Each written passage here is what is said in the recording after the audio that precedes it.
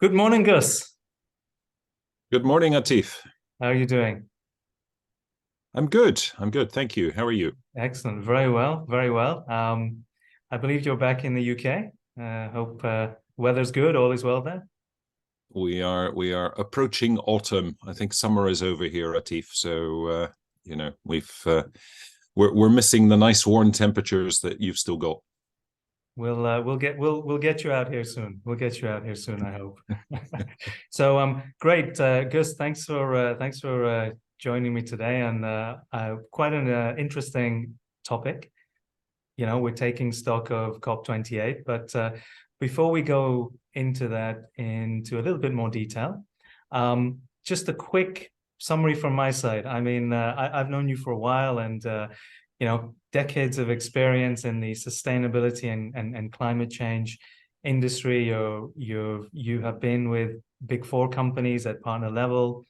You have you're a Imperial College alumni, I think, and also New York University, I think, if I read correctly. And um, you've taken up many positions supporting other companies, mentorships, and I think you have a really good perspective on global issues, but specifically in the Middle East, where you've also spent a lot of time. I hope that was a good introduction. Please add anything else you think is relevant. Yeah, thank you, Atif. Yeah, I have a curious mind, a bit like yours. I think I'm always interested in things, particularly around climate change and sustainability. That's been a lifelong passion, really, ever since I studied marine biology and oceanography at university. And then when the opportunity presented itself around 15 years ago to dive in full time and begin to focus on this, it was fantastic.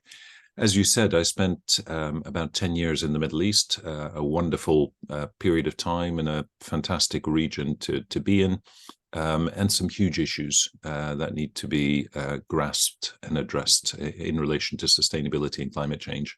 Absolutely. Uh, And given you just said huge issues, I think it's a good segue to go into what's been happening recently around the world. And um, so, you know, we've had this term from I think from Antonio Guterres, if I pronounce his name correctly, climate boiling. And within the mainstream media, we've seen uh, fires in Canada. We know about Maui, Hawaii, mm. Greece, and other areas.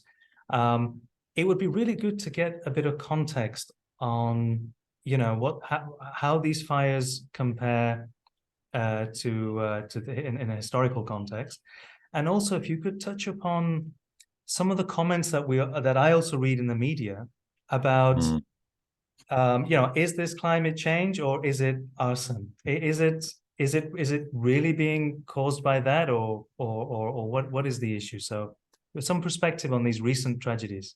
Sure, sure. Look, fire has been around for a long time. You know, lightning was striking the planet millions of years ago as well. But I think there is a significant difference as we sit here today, which is that the planet is much hotter than it used to be. Right. And people can debate why the planet is hotter, but from a scientific point of view, it's clear that obviously increasing levels of CO2, less polar ice, these are all things that will slowly heat up the planet.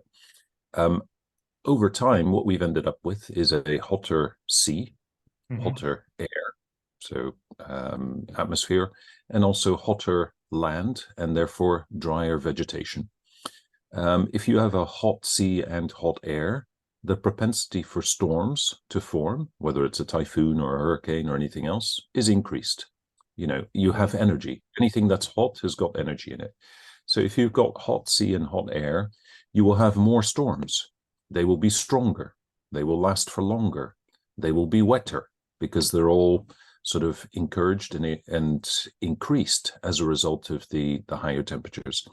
On land, if it's hotter, vegetation is going to be drier. And if you do get a fire, it'll be probably bigger than before. It'll last for longer. You will probably have more fires than you've had before, because fires can kick off anywhere if everything is bone dry. And the other thing we've seen more recently is when you do have that much vegetation that's very, very dry, it becomes much, much hotter. So firefighters, if you read the stories about what's happening in Canada and also in the US a couple of years ago, they are dealing with fires that are so much bigger, so much hotter. They are almost creating their own weather systems. And it's like throwing a bucket of water on a huge forest fire. The water evaporates before it hits the ground and does anything. Right. That's how hot these fires are these days. The flip side of that is you get an extreme fire event like this happening somewhere. And then, of course, the cycle continues. The sea is hot, the air is hot, there's more moisture in the air, you get huge storms, you get lots of flooding. The landscape, of course, has been destroyed by the fire, so there's nothing to hold back the water. You get big mudslides. We've seen those in California as well, and India and other countries. And so you end up in this cycle where this heat just drives continuous extreme weather events. My view is, this is not normal. This is not, just weather. This is a serious change in our climate to something much, much worse, much more extreme than what we've expected or experienced before. Right. Now that's really good context, because some of the commentators that I picked up on in the media, such as Alex Epstein and Bjorn Lomborg, they have, both of those gentlemen have differing views on climate change, on fossil fuels, and how to approach climate change. But I think in common, they perhaps have a different view on these fires. But I think the way you have framed it is actually quite logical to understand. So you've got, for example, if I split it in two, you've got the propensity for fires to start, which can be arson, can be weather, can be lightning. And then you have the propensity for those to spread. And I think what we're seeing, the effects from climate change, from the vegetation, from the drying, from the wind, is that propensity to spread has gone up significantly. The ability to spread, the size of the individual incidents, the intensity of the individual incidents. I mean, one of the new things we've seen as well with fires is that in years and years ago, you'd have a forest fire, it would burn the vegetation, it would leave much of the habitation untouched, and buildings could be recovered. They might be charred or something like that.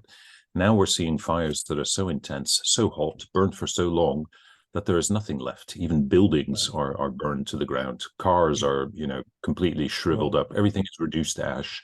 So that is very different. I think one other point around climate, climate is obviously what happens over the very, very long term. Yeah. And, if you go to a different planet, the climate there probably is very different to what it is on Earth. And that is what they experience. It could be very extreme.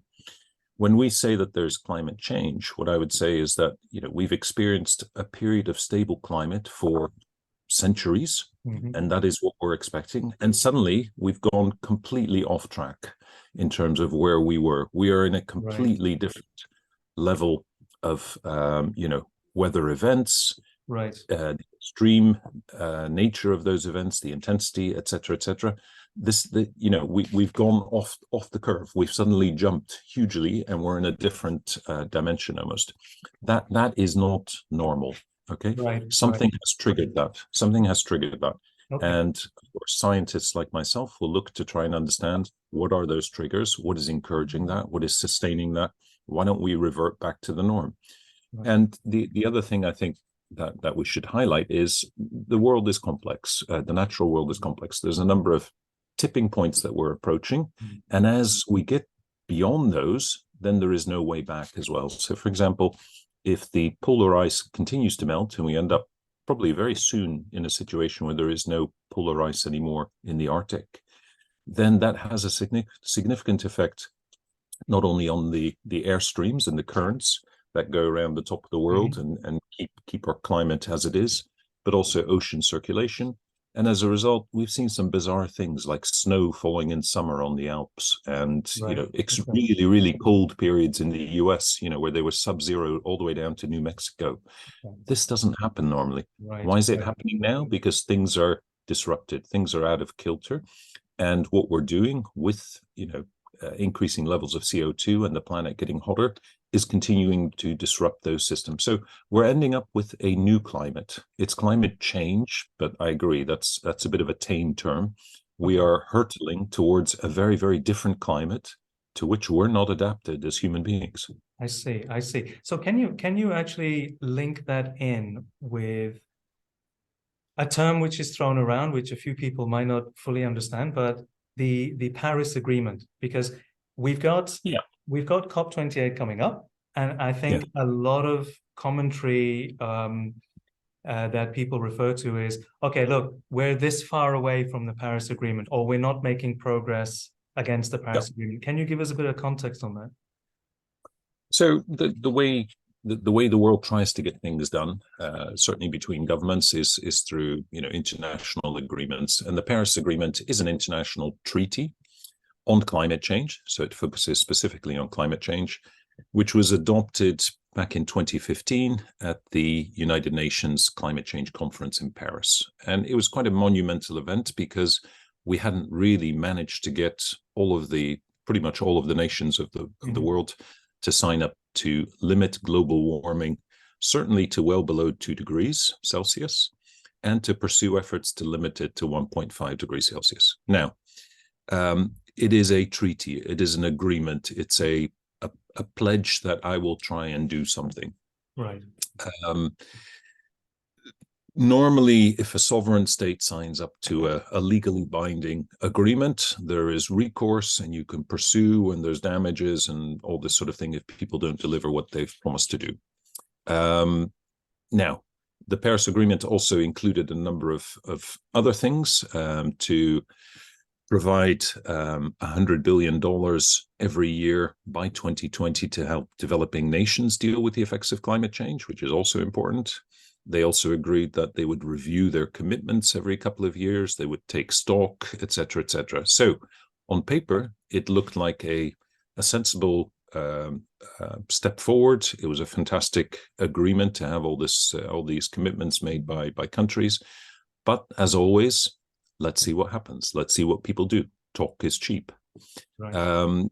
As we sit here today, we are very, very quickly approaching 1.5 degrees Celsius of global warming. Mm-hmm. That is a concern because at 1.5 degrees, things begin to change irreversibly. Okay. And we end up in a situation where then saying, oh, sorry, okay, I'll start doing, what I was supposed to do. Okay. Can't undo what you've unlocked at that point. But right. It's good as a reference point. It's good as a baseline. It holds the toes to the fire. You can get countries around the table at COP28 later this year, and you can say, okay, so what have you done? What have you not done? What do you still need to do? Where is it good enough? Where is it not good enough? Right. And the toes to the fire, I assume that was an unintended pun there. Just linking it back to the earlier part of our conversation. It's perfect. It was perfect. Absolutely. So let's just to maybe go press you on that a little bit regarding what we have committed to in terms of intentions and the progress that we've made so far. So, for example, if we look at China, I was just double checking this morning, and I think in 2022, record number of installations in wind turbines, 160 gigawatts, approximately 50% of the world's total stock. And I also understand from the references that I've seen that last year, 2022, approximately 14 to 15% of all vehicles sold were EVs. Perhaps from memory, actually, that has gone up to 1 in 5 in the first up until May this year, reported by IEA. So, it seems that progress is, if I just throw those figures out, some progress is being made in some areas like China. But at the same time, we also see continued increase in new peaks of fossil fuels. So, and that's peak oil, peak coal, gas. What do you make of that dynamic at the moment? Because as we said, it's a complex system. It is, and there's a number of different players. I guess if you start at the top, we've talked about sovereign states, and they're the ones who can sign up and commit to international treaties. We should also look at large corporations, Atif. Some large corporations are bigger than some sovereign states. And what some companies do and the impact the companies make on global emissions is enormous, and it's sort of hidden. And it's sort of out of control as well, because there isn't really accountability or any enforcement that happens. Turning back very quickly to the sovereign state level, I mean, you talked about the progress in China on the renewable energy front, amazing, PV, wind, etc. But, you know, they're also building 6 times more new coal plants than the rest of the world combined. You know, so there is the good and there's the less good. I think there needs to be some bold action by both countries and companies to some extent to say, actually, we're going to stop doing this. And we've done this before in other areas, whether it's energy or whether it's sort of food or medication or things like that. The world makes a collective decision and says, we're not going to do this anymore.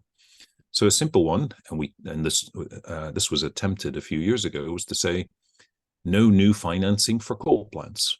And I think the World Bank has, you know, finally said, okay, we're not going to provide money anymore to developing countries to build coal plants. So we can do that. Well, let's continue to roll that out so that there's a very clear message both to sovereign states and to companies. If you're a company that builds coal plants, sorry, your time is up. You've got to retrain and find something else to do. And the other point I would make is you've got to look at scale. So there is always a very convenient argument that says, Atif, if you ate less meat, then the world would be a better place and we'd have less emissions. But you eating less meat as one person, you know, has a tiny, tiny impact. If we can get a company, particularly the large companies, or a country to take a stance on something and say, we're not going to do this anymore, the impact is multiplied, you know, 1,000-fold. So that's where we've got to focus our effort, whether it's on energy, whether it's on transport, whether it's on, you know, food, whatever else it is that we're looking to do to address climate change. Okay. So no, that's interesting, because it's kind of the challenges we're facing at the moment, and some countries perhaps more advanced in some areas than others. Yeah. So what I'd like to go on to are some of the challenges based on exactly what you said. Yes, if countries or large corporations or those that can really push the needle make certain decisions, it can absolutely have an impact. But what we've been seeing recently, I think, is a little bit of pushback from different sectors of society now. Sure. I've always read up and believed in something I term, or well, others have termed, but I adopt the process of creative destruction, and that is when you move from the old to the new. There can be some resistance. It can be abrasive, but it doesn't mean to say that it's not right to do so. However, there'll be others that argue against that. So more recently, we've obviously seen all over the world the issues surrounding inflation, and there have been various reasons that have been claimed for that inflation. I have my own views, but you know, there are various justifications for that. That perhaps is now feeding through to what we call greenflation, i.e., the energy transition itself is beginning to cost much more than perhaps was expected. We're seeing pushback from the likes of farmers in the Netherlands, or the recent case in London with the ULEZ, that's the emission-free zone policy. And how do you feel we can get a balance there? Because at the moment, the narrative now is, yes, we're being asked to do all of these things, to get onto this a more sustainable pathway, but it's beginning to cost significantly. Some of the policies we're being asked to follow don't work, or claimed to not work. Heat pumps is another example. How do we get this? I think there are two elements. How do we get this balance? So, you know, the trilemma that it's affordable, it's efficient, it's secure, but also having a true picture of what's going on. It's nothing new, Atif. Let me reassure you. We've been in this situation many times. I mean, a very simple one going back just over 100 years is when we moved from horses to cars. You wouldn't believe the protests, apparently, that happened from people that, you know, bred horses and provided horses and insisted horses would always be used for transport going forward. And within, you know, 10 or 20 years, suddenly the number of horses dropped hugely, and cars, even though they were early prototypes, were everywhere. Right. So we are capable of change when we want it. The difficulty, as always, with human nature is we don't like change. We get settled in our ways. We cocoon ourselves with all the comfortable things that we want and ways of working, and life becomes easy. And then someone comes along and suggests that we rip that all up and do something different. And of course, we're going to resist because it's effort. It's a lot of effort. There might be cost involved, etc. With the situation we're in at the moment, and you mentioned a few examples, farmers protesting because, you know, whether it's livestock, cows in Ireland or in Holland, whether it's use of fertilizers on fields that wash off into waterways, whether it's ULEZ and people having to scrap cars and spend money, or heat pumps and the government's trying to convince you it's a good idea to put your hand in your pocket and pay 15,000 for a heat pump that takes years and years to pay back. What all of these have in common is you need a long-term strategy, a long-term vision. Right. How does this all fit together? Why are you doing this? So in the same way that, you know, our parents sat us down and said, Gus, yes, you have to go to nursery and you have to go to kindergarten, because then you can go to school and then you can get a job and then you can get married and have a house and have kids and all of this. And therefore, you know, today you need to make this change. You need to get into your uniform and you need to go to school, even if you don't like it. The public and organizations look to government for long-term policy. So unless the government is clear and sets a sensible and understandable and a detailed strategy going forward, no one's going to do anything. Right. Once you've got the government policy in place, then yes, there are questions around, is the market structure appropriate? Do you have people that can install and maintain heat pumps? You know, are there the right facilities to recharge my electric car or not? So is the market structure there to support, you know, this change that the government is proposing? Then there's a question around finance. Where's the money coming from? Are you expecting me to pay for it all? Or is the government supporting this, or companies? Or you know, everybody wants to know what's in it for me. Companies will look for tax deductions. The IRA Act in the US has done a great job of stimulating that by giving tax credits and other things. But money is important. People are not going to buy a heat pump for their house out of their own funds. Of course they're not. Right. Then there is obviously an issue around the technology itself. Does it work? Can I trust it? You know, this electric car, you know, is it gonna, I've got range anxiety, what's going to happen to me? And over time, of course, the technology becomes more trusted. But the other thing we've seen, certainly with wind and solar and some of the other technologies, costs come down and keep coming down. You talked a little bit about cost of living earlier. Yes, prices of some things are going up. It's more expensive to build a wind turbine now than it was a couple of years ago when money was cheap, and et cetera, et cetera. But I think research and development continues, and what we are seeing is a continuing downward trend in the prices of renewable energy technology components, so that overall, that solution as a business case still makes sense, even if the cost of money is going up. Net for net, it's still cheaper at the moment to build renewable versus anything else. Now, technology, one form of technology is not the answer to all questions. That's why we've got lots of different technologies, and that's important as well. But as you can see, it very, very quickly becomes quite a complex picture. And therefore, you've got to have a strategy that's that's driven by the government at the top, supported by organizations, that makes sense. And, countries have done this before. The UK, for example, when North Sea gas was discovered in the 1960s, they connected pretty much all the houses in the UK to a gas pipeline. It can be done. So instead of burning coal and wood and things like that, suddenly everybody was connected to gas and you could heat your house with gas. Where there is a will, there is a way, as the saying goes. Okay.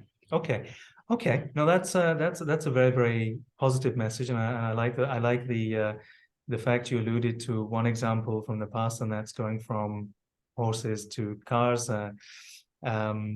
etc., which is factual, and then there are other examples there as well. Let me put something on the table, which hopefully is contentious. Not too contentious, but hopefully it is.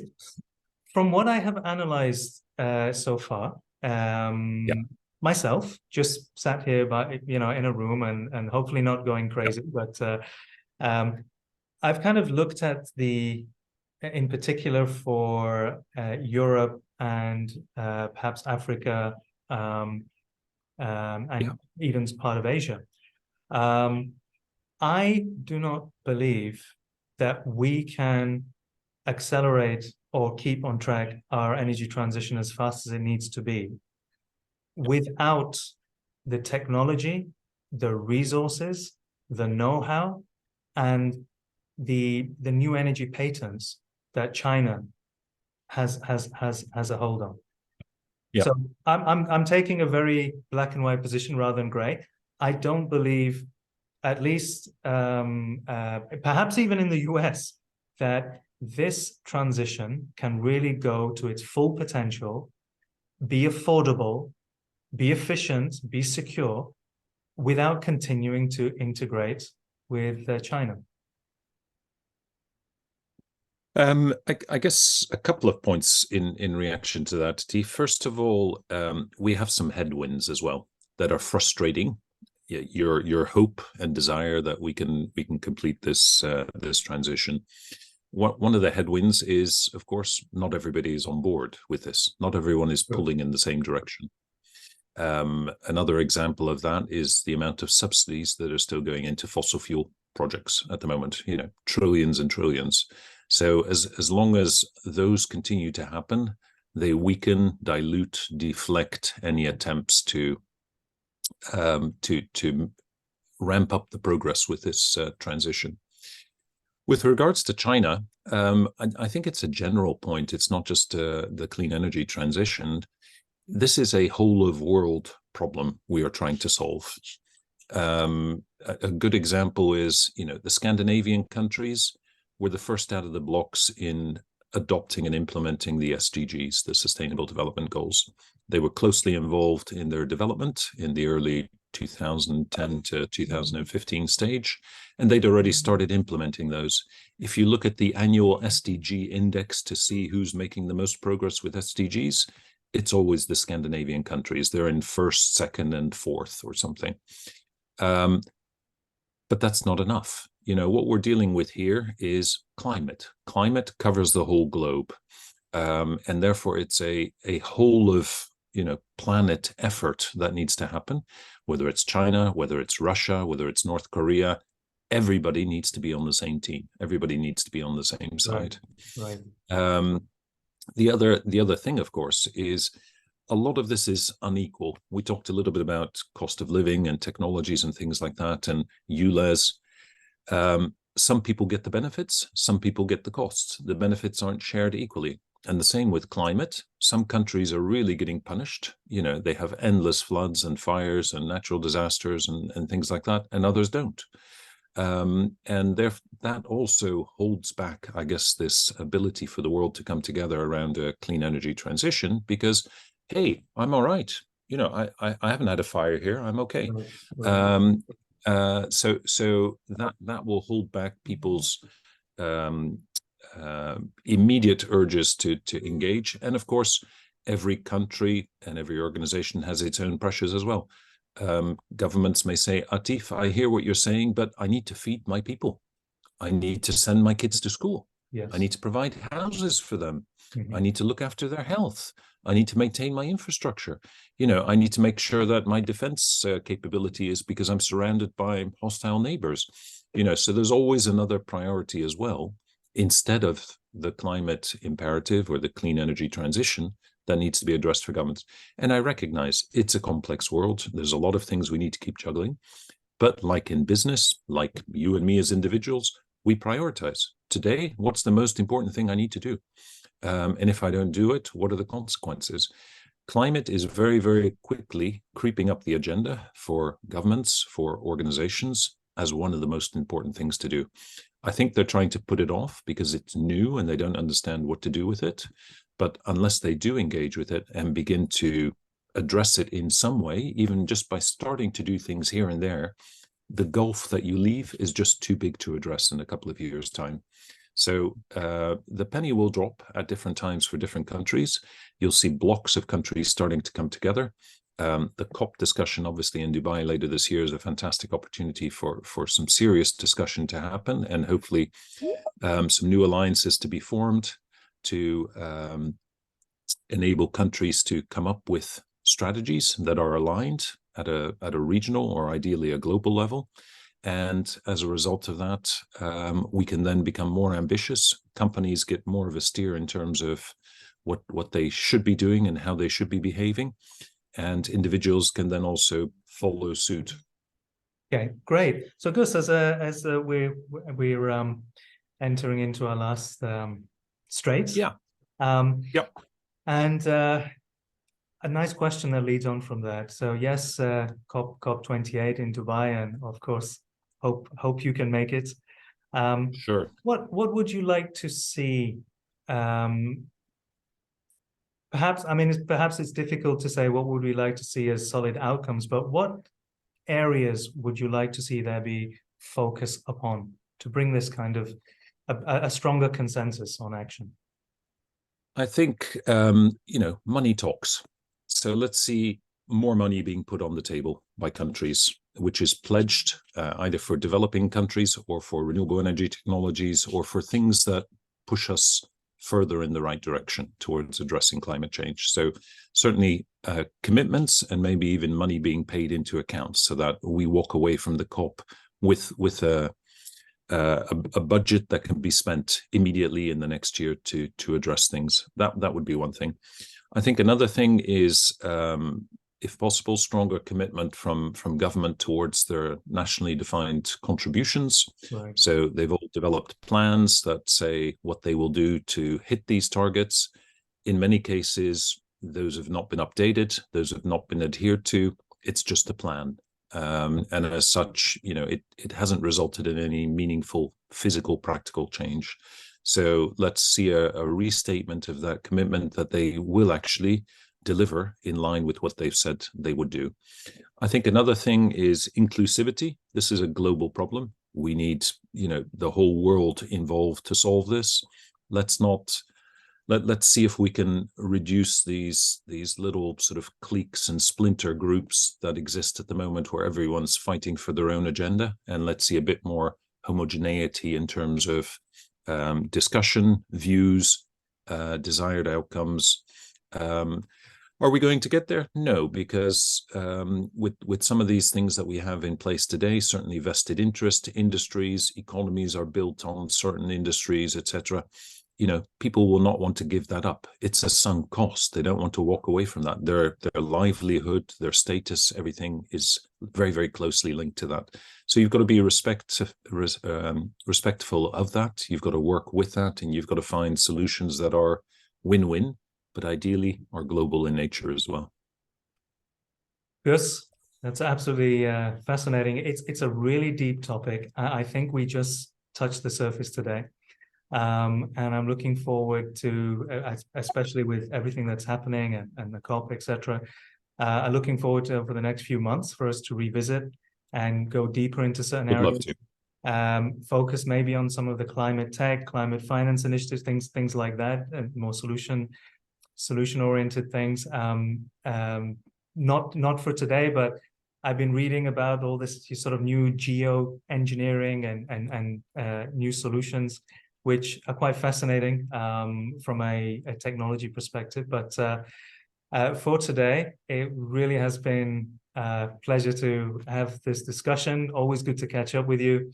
And let's do it. Let's do more of it. No, definitely. Thank you, Atif. And next time, as I mentioned, I've got a new startup called the Sustainability Leadership Forum, which is just kicking off, where we are mentoring chief sustainability officers and providing with the support that they need to do their jobs on a day-to-day basis. We should have some interesting stories to share with you around that. So a view from the cockpit in, for CSOs in companies in terms of what they see, what they're struggling with, where they're making progress, what are the lessons learned, and how we can perhaps link those together as well so that they can have a bigger impact going forward. Fantastic. And we'll be happy to provide a link for a website link for people who are really interested in that, which I think a lot will be. So have a great day. That's great. And either in Dubai or in London, we'll catch up soon. We'll see you soon. Thank you, Atif. Great to catch up. Have a great weekend. Have a good day. Cheers. Bye. See you soon.